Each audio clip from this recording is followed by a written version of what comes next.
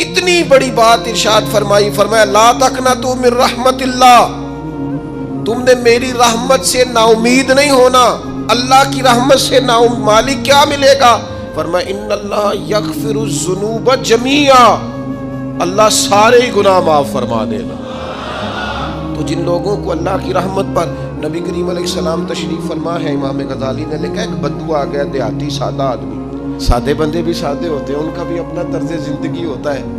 تو بدو آ گیا، سادہ آدمی تھا، آتے السلام علیکم لے کے نا تو کوئی بات ہی نہیں کی، سیدھا سیدھا ہی کہتا یا رسول اللہ صلی اللہ علیہ وسلم یہ بتائیں قیامت کے دن حساب کس نے لینا ہے؟ حضور فرمانے لگے بھائی یہ تو بڑی صاف سی اور مختصر سی اور سادہ سی بات ہے، حساب تو اللہ تعالیٰ نے لینا ہے۔ اب اس نے جو لفظ کہے اللہ کے حبیب کی آنکھوں میں آنسو آ گئے، کہنے لگے اگر اللہ نے حساب لینا ہے پھر انشاءاللہ کرم ہی ہوگا۔ تو حضور فرمانے لگے تمہیں یہ امید کس طرح ہے؟ تو عرض کرنے لگے یا رسول اللہ کریم جب غالب آتا ہے تو معاف ہی کرتا ہے، جب کریم کا غلبہ ہوتا ہے نا، کریم بندہ جب کسی پہ قبضہ کر لے تو پھر معاف کرتا ہے، تو اللہ تو سب سے بڑا مہربان ہے۔ وہ بات کی اور اگلا جملہ ہی کوئی نہیں کہا، وہ چلے گئے۔ تو حضور علیہ السلام نے اب اس بات پر رزلٹ دیا، فرمانے لگے کریم محبوب بندہ سادہ تھا، بات بہت بڑی کر گیا ہے، بڑی بات کر گیا، سادہ آدمی۔ میرے عزیز، اللہ کی رحمت پر جن لوگوں کو امید ہو، انہیں موت سے ڈر اور پھر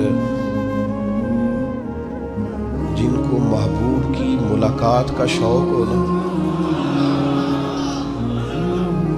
ہم نے جان دے دی وعدہ دیدار پر، ہم سے وعدہ کیا گیا تھا کہ تم مرو گے نا تو تمہیں دیدار ملے گا، تو ہم نے جان ہی دے دی وعدہ دیدار، جان ہی دے دی وعدہ دیدار پر۔ اور پھر فرماتے ہیں نقد اپنا دام ہو ہی جائے گا، فرماتے ہیں ہم نے جان دی ہے اس وعدے پر کہ وہ ملے گا، تو امید ہے کہ یہ سودا ادھار نہیں، جیسے ہی قبر میں جائیں گے سامنے حضور کی زیارت نصیب ہو جائے گی۔ اس لیے لحد میں بھی عشق رخ شاہ کا داغ لے کے چلے، اندھیری رات سنی تھی سو چراغ لے کے چلے۔ یہ حدیث آپ نے بھولنی نہیں، یہ تنہائیوں میں یاد رکھنے کی روایت ہے، یہ تنہائیوں میں پڑھنے کی روایت ہے۔ یہ اپنے ذوق کو تازہ، جو لوگ کہتے ہیں نا وجد سرور کیف میں جانا چاہتا ہوں، وہ مشکات شریف کی اس حدیث کو دیکھے۔ اللہ کے حبیب علیہ السلام نے فرمایا لوگوں میں تمہیں بتاؤں قیامت کے دن اللہ تعالیٰ بندوں سے پہلا سوال کیا فرمائیں گے اور بندے اس کا جواب کیا دیں گے؟ یا رسول اللہ کرم فرمائیے بتائیے۔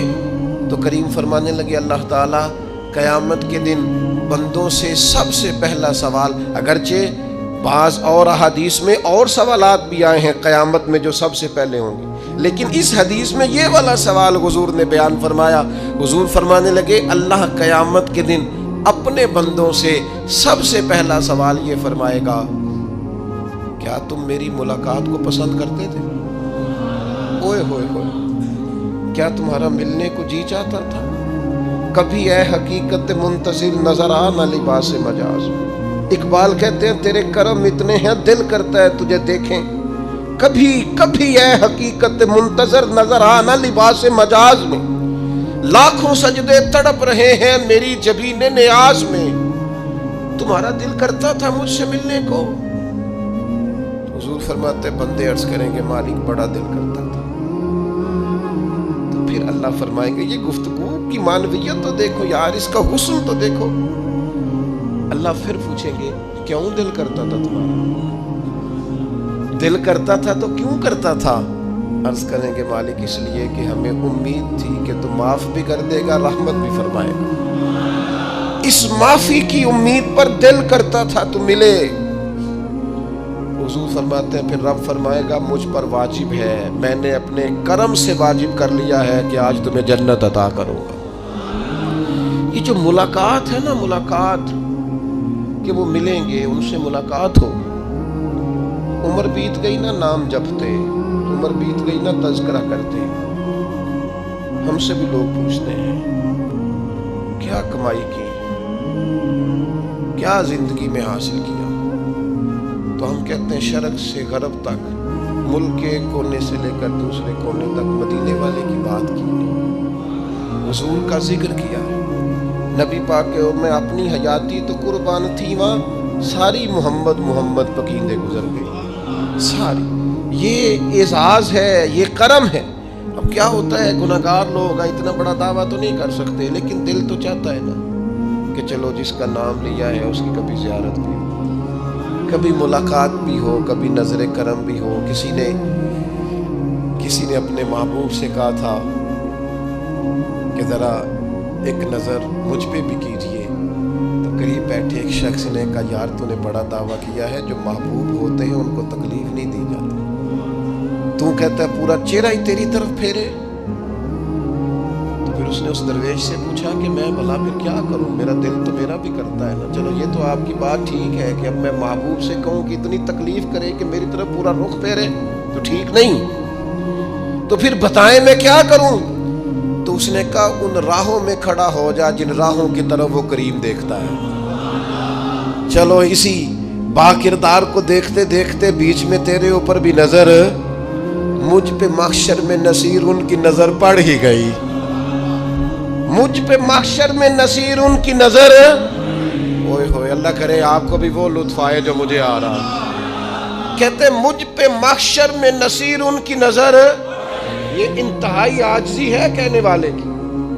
اس نے بالکل اپنے آپ کو ختم کر کے کہا کہ میں قابل تو نہیں تھا، اور میں پھر تکلیف دیتا کہ میری طرف دیکھیں، اسپیشل میرے لیے وقت نکالیں، پر کرم یہ ہوا کہ مجھ پہ محشر میں نصیر ان کی نظر پڑ ہی گئی۔ کہنے والے اسے کہتے ہیں خدا کا کرنا، کہنے والے اسے کہتے ہیں خدا کا کرنا۔ اللہ نے کیا کہ نظر مجھ پر پڑ ہی گئی، اور جب پھر پڑ گئی تو تیری ایک نظر کا کمال ہے اور میری زندگی کا سوال ہے، بس جب پڑ گئی تو سو پھر پڑ گئی۔ موت سے وہ بندہ کبھی نہیں ڈرتا جسے ملاقات کا شوق ہو، ملنا چاہے داتا علی اجویری سے اور موت سے ڈرے، ملنا چاہے حضرت غوث پاک جیلانی سے اور پھر موت سے ڈرے، زندگی گزری ہو علی علی کرتے پھر موت سے ڈرے۔ عمر بھر سیدنا عثمان غنی کی سخاوت کی بات کی ہو اور پھر جنت میں جا کے ان سے ملنے کا شوق پیدا نہ کرے، ساری زندگی سیدنا فاروق کا عدل بیان کیا ہو، ساری زندگی ان کے انصاف کا تذکرہ کیا ہو، پوری امت کو بتایا ہو کہ اگر جینا چاہتے ہو تو عمر کے رستوں پر چلو، اور پھر یہ موت سے ڈرے اور مر کے جناب فاروق اعظم کی زیارت کو پسند نہ کرے۔ جسے صدیق کی وفائیں یاد ہو، جنہیں جناب ابو بکر صدیق کا عشق یاد ہو، وہ پھر ان کی زیارت نہ کرنا چاہے اور ساری عمر حضور کی نعت پڑھی ہو۔ مانا نہیں آتا تھا پھر بھی کہا بلغ العلا بکمالہ کشف الدجا بجمالہ حسنت جمیع خصالہ صلو علیہ والہ سے نہیں ترجمہ آتا تھا، پر جب بھی کو پڑھتا تھا یہ بھی جھومتا تھا مولا یا صلی وسلم دائماً۔ میں آپ کو بتاتا ہوں توتلا آدمی، توتلا اور دیوانہ مجذوب بیچارہ، سمجھ نہیں، توتلا بولنا بھی ٹھیک نہیں آتا۔ مجھے نماز کا سلام پھرا تو وہ جلدی آ گئے، وہ ایک مجذوب آدمی تھے، سادے تھے، تو سلام لی تو کہنے لگے میں گل کرنی سی۔ میں نے ان سے کہا کہ تھوڑی دیر کے بعد ملتے ہیں، سادہ آدمی ہے، اللہ مجھے معاف کرے، میں کوئی نقل تو نہیں ان کی اتار سکتا، اس زبان کو ہم توتلی نہیں کہتے، ہم اس زبان کو بلالی زبان کہتے ہیں۔ یہ بڑی خوبصورت زبان ہوتی ہے، یہ جو توتلے لب و لہجے ہوتے ہیں نا، وہ جب بچہ پوری طور پہ اماں نہیں کہہ سکتا، توتلا ہوتا ہے تو کوئی مزہ آتا ہے اماں کو اماں کہلوانے میں۔ جب وہ پوری طور پر باپ کو بابا نہیں کہہ سکتا اور توتلا ہوتا ہے تو کوئی مزہ آتا ہے کہنے میں۔ وہ جب دادی نانی دادا کہتا ہے تو دادے کا دل کرتا ہے یہ 100 بار کہے، چونکہ اسے کہنا نہیں نہ آتا، لیکن اس توتلاہٹ میں جو اس کو لطف آتا ہے۔ مجھے بڑے لوگ آ کے شعر سناتے ہیں، میں نے بڑے خوشگلو نعت خانوں سے زندگی میں سنا ہے، وہ صاحب میرے پاس آئے اور میں نے کہا بعد میں ملیں گے، تو سادہ آدمی ہے، مجذوب ہے، پورا شعور نہیں رکھتا، مجھے کہنے لگا مصطفیٰ جان رحمت کے بعد، مصطفیٰ جان رحمت پہ لاکھوں سلام کے بعد، یعنی معنی یہ تھا کہ سلام کے بعد، اب بڑے بڑے سریلے بندوں سے بھی بندہ سنتا ہے میرا دل کرے، اور میں نے جان بوجھ کے ان سے کہا دوبارہ کیا جی ذرا، کیونکہ توتلے تھے نا، میں نے کہا تو کہنے لگے مصطفیٰ جان رحمت پہ لاکھوں سلام کے بعد او میرے عزیز یاد رکھو ساری زندگی حضور کی نعتیں پڑھی، نبی پاک کے تذکرے سنے، اب موت سے ڈر جائیں؟ حالانکہ موت تو ایک پل ہے، پل سے گزریں گے تو سامنے اللہ کا دیدار بھی ہوگا، مدینے والے کی زیارت بھی نصیب ہوگی، تو زیارت ہوگی، اور ہر نظر کانپ اٹھے کہ محشر کے دن خوف سے ہر کلیجہ دہل جائے گا، اوڑھ کر کالا جبہ وہ آ جائیں گے اور سارے محشر کا نقشہ بدل جائے گا۔ یہ موت کا خوف نکالنے والی چیزیں ہیں، ڈر۔ اچھا مجھے ایک بات بتائیں، یہ میں امید کی بات کرنے لگا ہوں، چلیں اب یہ بات تو مشکل ہے پر کرنی پڑے گی، مجبوری ہے۔ کبھی کبھی ابا جی سے مار بھی پڑ جاتی ہے بندے کو، گھر میں کوئی 2-4 لگ بھی جاتی ہیں، تو اس وقت نا جو سب سے بڑا سہارا کسی کو نصیب ہوتا ہے وہ یہ ہوتا ہے کہ اللہ کرے اماں گھر میں موجود ہو۔ اور میں نے دیہاتوں میں کئی مائیں ایسی دیکھی ہیں جو بیٹے کے حصوں کی مار کھاتی ہیں، ابا نے ڈنڈا لے لیا ہے بیٹے کی غلطی پہ، اب اماں بیچاری سامنے ہو گئی ہے، 2-4 اس نے بھی کھا لی۔ یہ بات آپ سمجھیں، موت کا خوف نکالنے کے مفہوم میں بات کر رہا ہوں۔ اماں موجود ہونا گھر میں تو ابا سختی بھی کرنے لگے تو کسی وقت احساس ہوتا ہے کہ جناب یہ سختی نہیں ہوگی کیونکہ میری اماں، اور اماں پوری وکیل بن جاتی ہے، کہتی تو نہیں پتا وہ ہو گئی غلطی، وہ فلانے دے منڈے نے خراب کیتا ہے، حالانکہ ہو سکتا ہے اس نے اس کو بھی خراب کیا ہو، لیکن وہ اماں وکیل ہے، وہ وکالت کر رہی ہے اور وہ بے لوث کر رہی ہے، ہوتا ہے ایسے۔ اس بات کو سمجھ لیں اچھے طور پر، موت کا خوف نہیں، ڈر نہیں، اس لیے کہ گھر میں ماں موجود ہو تو باپ کا ڈر نہیں ہوتا، تو قبر حشر میں تو رسول کریم موجود ہے، وہاں تو نبی کریم موجود ہے، وہاں تو اللہ کریم اپنی رحمت فرمائے گا بندوں پر، اس لیے خوف نہیں، پینک نہیں، اپنی غلطیوں کا احساس ضرور کریں، اپنے اعمال پر توجہ ضرور دیں، لیکن موت کے خوف تلے دبتے نہ جائیں، انشاءاللہ صبح قیامت کرم ہوگا۔ میرے نبی پاک علیہ الصلوۃ والسلام نے تو فرمایا ہے بس ہم نے ایمان کامل لے کے جانا ہے دنیا میں۔ حضور نے فرمایا ہے جس طرح 14ویں رات کا چاند چمکتا ہے اس طرح میرے غلاموں کے چہرے چمکیں گے قیامت کو۔ اللہ کے رسول صلی اللہ علیہ وسلم فرماتے ہیں جسم کے جن جن حصوں پر وضو کا پانی لگتا رہا وہ قیامت میں چمکیں گے، دور سے لوگ ان کا نور دیکھیں گے، پتہ چلے گا وہ محمد عربی کے غلام آ رہے ہیں۔ یہ کرم ہوگا صبح قیامت، یہ عطائیں ہوں گی، اس لیے مومن موت سے ڈرتا۔ سیدنا بلال حبشی رضی اللہ تعالیٰ عنہ، آخری وقت ہے، نزع کا عالم طاری، اور یہ گفتگو دیکھیں غلاموں کی، آپ کی اہلیہ رو پڑی، کہنے لگی ہائے ہائے افسوس۔ حضرت بلال فرمانے لگے کیا ہوا؟ کہنے لگی افسوس ہے کہ آپ دنیا سے جا رہے ہیں۔ تو حضرت بلال نے مضمون ہی بدل دیا، سوچ کا زاویہ ہی بدل دیا، فرمانے لگے یہ افسوس کا مقام نہیں، یہ تو خوشی کا مقام ہے، اس لیے کہ میری آج آنکھیں بند ہوں گی، قبر میں کھلیں گی، مدینے والے محبوب سے بھی ملوں گا، حضور کے غلاموں سے بھی ملوں گا صلی اللہ تعالی علیہ وسلم۔ تو موت تو مقام مسرت ہے، اور اگر یہ مل جائے زندگی میں، ایک بدو ایمان لے آئے، ابن ماجہ میں موجود ہے، حضرت ابو ہریرہ رضی اللہ تعالیٰ عنہ حدیث کے راوی ہیں، فرماتے ہیں ایک بدو ایمان لائے اور انہوں نے حضور علیہ السلام کے ساتھ ہجرت بھی کی، ابن ماجہ میں موجود ہے۔ تو نبی پاک علیہ السلام نے نا انہیں ایک صحابی کے ساتھ کر دیا، وہ ان کے کام کاج میں مصروف ہو گئے ان کے ساتھ۔ تو حضور علیہ السلام نے نا ایک جگہ سے مال غنیمت آیا، تو طریقہ مبارکہ یہ تھا کہ مال غنیمت میں سب کو حصہ دیا جاتا تھا، اگرچہ وہ جہاد پہ نہیں گئے لیکن حضور نے انہیں بھی حصہ دیا، تو وہ صحابی تو رو پڑے، عرض کرنے لگی حضور میں اس کے لیے تو ایمان نہیں لایا تھا۔ حضور نے فرمایا پھر بتائیے، اگرچہ حضور جانتے ہیں کس لیے لائے تھے؟ عرض کی حضور میں تو اس لیے ایمان لایا تھا کہ میں رب کی راہ میں لڑوں گا اور میں اپنی جان پیش کروں گا، میں شہادت کے لیے ایمان لایا تھا، مجھے یہ مال دولت نہیں چاہیے۔ تھوڑی ہی دیر گزری کہ ایک اور مارکے کا اعلان ہو گیا، جنگ کا اعلان ہو گیا۔ حضور نے فرمایا چلو، وہ گئے، اور چند ہی لمحے گزرے کہ وہ میدان میں اترے اور پھر شہید ہو گئے. صحابہ کرام ان کی مقدس لاش مبارک کو اٹھا کے محبوب کے قدموں میں لائے تو نبی کریم نے کیا خوبصورت بات ارشاد فرمائی. حضور فرمانے لگے دیکھو اس نے اللہ کی تصدیق کی ہے تو رب نے بھی اس کی تصدیق فرما دی. اور پھر یہ دو جملے محبوب کہتے کہتے اٹھے اور پھر حضور نے اپنا جبہ مبارک اتارا اور اتار کے فرمایا اس بندے کو نہ اس جبے میں کفن دے دو, اس میں اسے کفن دو, اس لیے کہ تو شہادت کے لیے ایمان لائے, موت کی آنکھوں میں آنکھیں ڈال کے جیا, اپنی زندگی کمزور نہ گزارو. مسلمانوں پہ کافر کا رعب طاری ہو گیا ہے. ایک تو ہوتا ہے نا کہ کوئی مدد کرنا, کوئی آگے بڑھنا, فلسطین کا نام تک نہیں لے رہے حکمران زبان سے, ذکر تک نہیں کر رہے, چینل ذکر نہیں کر رہے. اتنا رعب, اتنا کفر کا خوف, صرف اس لیے کہ ہمیں موت کا ڈر ہے. مر جائیں گے تو بستر پہ نہیں مریں گے, بیماریوں سے نہیں مر جاتے لوگ. خدا کے بندو اپنی زندگی میں اتنا خوف اگر موت کا پیدا کر لو گے. حضرت سعید ابن جبیر رضی اللہ تعالیٰ عنہ بہت بڑے فقیہ تھے. حجاج بن یوسف نے بلایا اور کہنے لگا میں تمہیں موت دینے لگا ہوں, مار دوں گا تمہیں. بڑا ظالم آدمی تھا, بڑے لوگ اس نے قتل کیے تھے. حضرت سعید رضی اللہ تعالیٰ عنہ مسکرا پڑے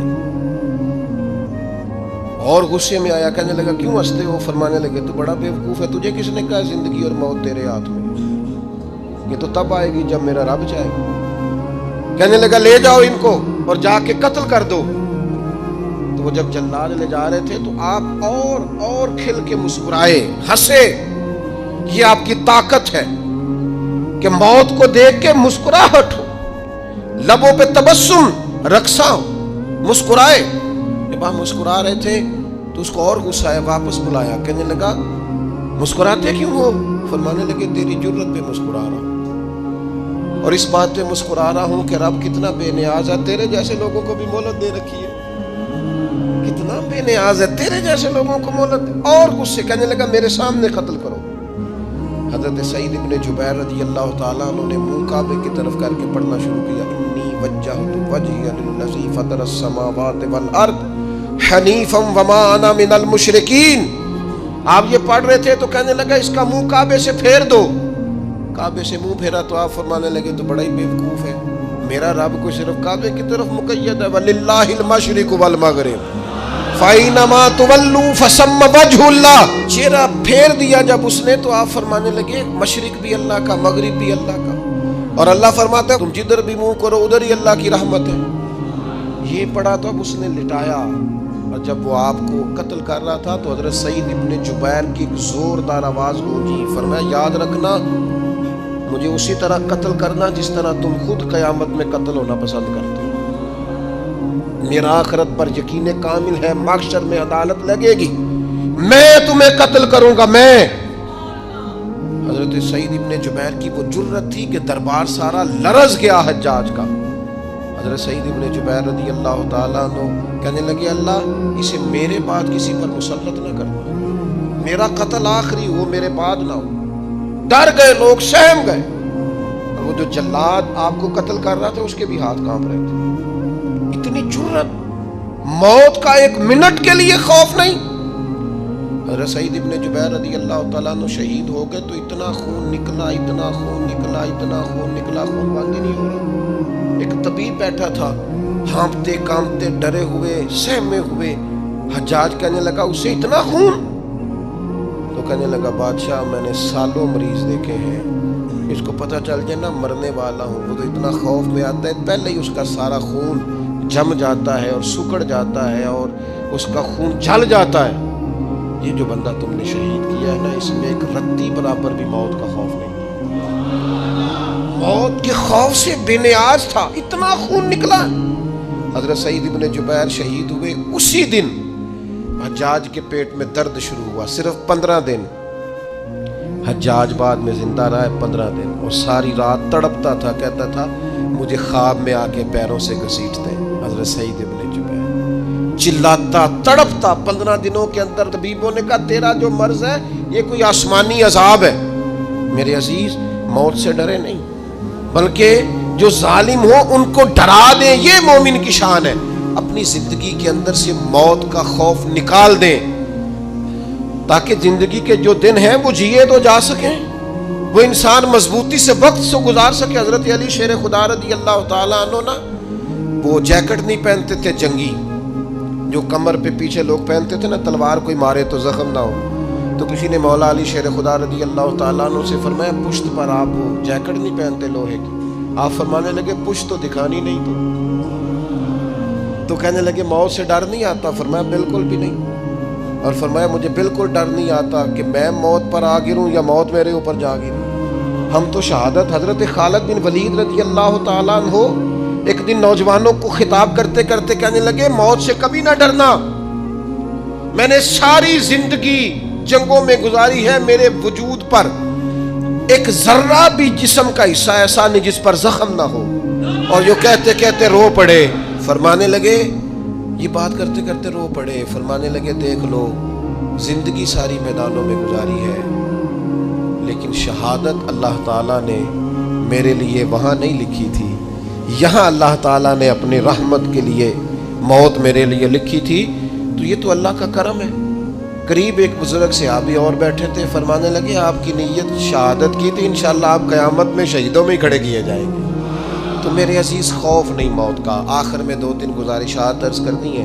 ایک تو میری آپ سے گزارش ہے، جنہوں نے ابھی تک قرآن مجید کی تلاوت شروع نہیں کی، وہ ابھی سے آج سے 10 منٹ ٹائم ہو تو مسجد میں بیٹھ کے ایک رکوع پڑھ کے جائیں، قرآن مجید نہیں چھوڑنا۔ رمضان کا تعارف یہ ہے کہ شہر رمضان الذی انزل فیہ القرآن، تو قرآن مجید سے دلچسپی۔ دوسری میری گزارش ہے راشن بانٹنے والوں سے بھی کہ مہربانی کریں لائنوں میں لگانا چھوڑیں، اور لینے والوں سے بھی میری عرض ہے کہ اللہ تعالیٰ سارا سال عطا کرتا ہے، 3-4 ہزار کے لیے کیوں اپنے آپ کو آپ تکلیف میں ڈالتے ہیں؟ سارا سال اللہ دیتا ہے۔ اور پھر میری آپ سے یہ بھی اپیل ہوگی کہ طبیعتوں میں حلم پیدا کریں، پرتباری پیدا کریں، یہ بڑی ضروری چیز ہے۔ مثبت سوچیں لائیں، روزہ ہماری تربیت کرتا ہے۔ اور پھر آپ سے یہ بھی اپیل کروں گا رمضان شریف کی مقدس گھڑیوں میں صرف اپنے لیے نہیں سوچیں، امت کے لیے سوچیں، بالخصوص فلسطین کے مسلمانوں کے لیے کم از کم دعا مومن کا تہار ہے وہ تو جم کے کریں اللہ کے حضور۔